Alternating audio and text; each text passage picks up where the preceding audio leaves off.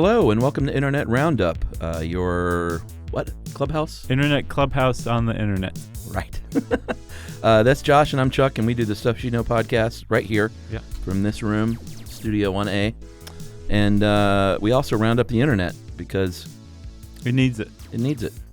And this week we're going to talk about the colorization of some very cool photos. Yeah, so they weren't colored to begin with. No. How about some background? Okay. 1907, Egyptologist Howard Carter was hired by George Herbert to oversee excavations in Egypt's Valley of the Kings, and he did this for a number of years until he hit the big one on November 26th, 1922. Right. What did he find?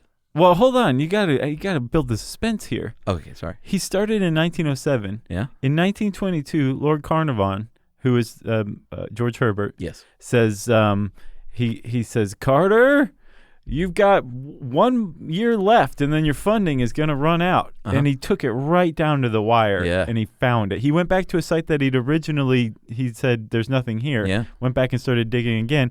And to answer your question, he found the tomb of King Tut. Boom! Yeah, that's suspenseful. How about that? And here's his quote when he put his little candle, it's like from a movie, and he peered inside. They should make this into a movie. I think they have. Have you ever seen The Mummy? No. Well, there's mummies in there and tomb raiding and stuff. What about Tomb Raider? I don't think that Raiders was about of the this. Lost Ark? I don't think so. The Oakland Raiders? That was about this, right?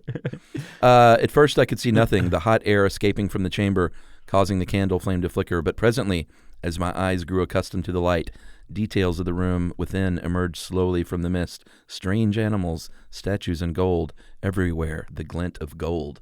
Yeah. But gold doesn't come across so great in black and white. No. And so they got a company recently for an exhibit. What's the name of the company here? Dynamichrome.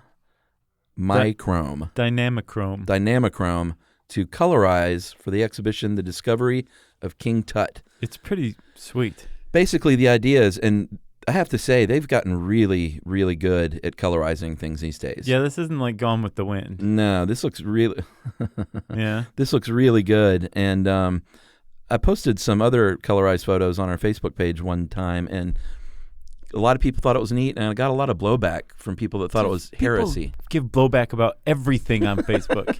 Everything. That is true. But can't colorize photos.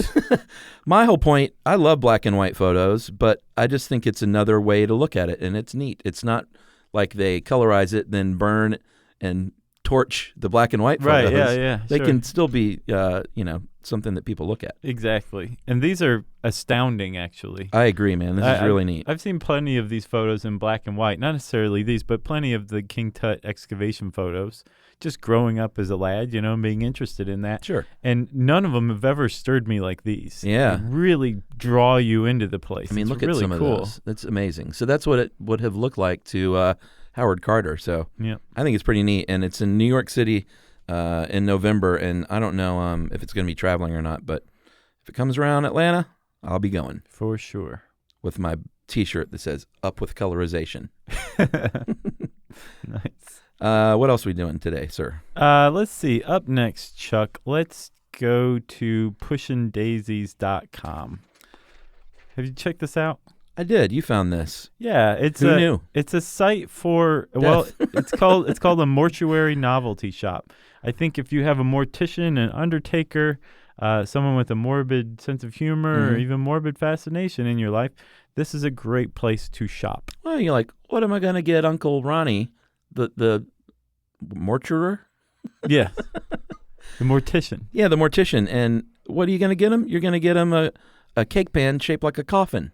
Yeah, that's what you're going to get him. Or they have ginger dead man cookies. Instead of gingerbread man. Those are so adorable, yeah. And then my favorite is the anatomically correct chocolate heart. Oh, yeah. There's one that comes in a 1 pound version. Yeah, that's for Valentine's Day. Like, that's pretty great. Yeah. In fact, I'm going to get one of those. Yep. Next February. You can also get dead roses from the place. Yeah? Basically any weird death-associated thing you can think of. That's also kind of cute. they're going to have it there at pushanddaisies.com, of which neither one of us have affiliations, so I'm just a fan. No, you know it would be great if they sent some of this stuff. Yeah. Because I wouldn't mind baking a cake shaped like a coffin. Right. You know? Can we drop any bigger hints here? Maybe they'll sponsor us. Sweet Spirit cookie cutters. Yeah. These are great. Yep. So, yeah. Head on over to pushanddaisies.com. Mm-hmm. Without the G. Oh, is it just Pushin'? Pushin' Daisies. Gotcha. Yep. Do you have anything else? That's it. All right. That's been Internet Roundup. Consider it rounded up for the week. And we'll see you next week.